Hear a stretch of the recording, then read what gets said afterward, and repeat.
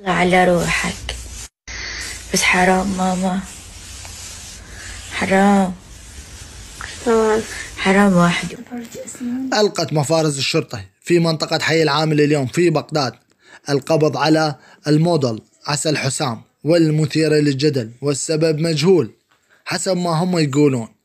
بس احنا نعرف الشغل الجاي يسويه وزارة الداخلية، وحاليا هي في مركز شرطة حي العامل بتهمة الإساءة للذوق العام وأمور مخلة بالآداب. وزارة الداخلية عملت اعتقالات لغاية الآن ولغاية هذه اللحظة لكل من المدعوة المهرة أم فهد صاحبة المقولة الدولار راح أسوي لكم إياه 120 والدولار اليوم 175 بس تهنبل على الثاني. والمدعوة عسل حسام هم نهاية تعرفون انتو خبيرة بيمن، لا عندها محتوى ولا شيء، بس تعرف تستدير وانتم بعد افتهموها.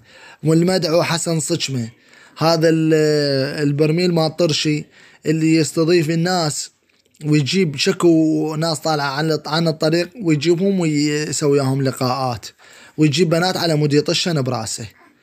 وهم أنا سيد علي هذا اللي من دياله صاحب سعلوسة، وهم أنا سعلوسة هم أنا اعتقلوه.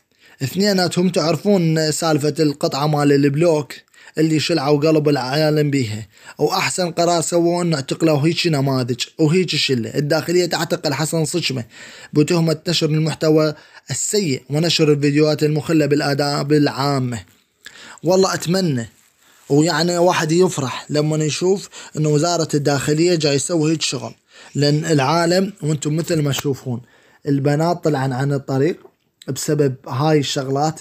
يعني شعب ما يعرف شنو حرية، استلم الحرية من ورا ما مستلمها من قدام.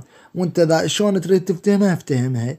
هن يعرفن بس يبرزن شغلات مقدمة ابن خلدون، ولا بعد ما اريد اكمل.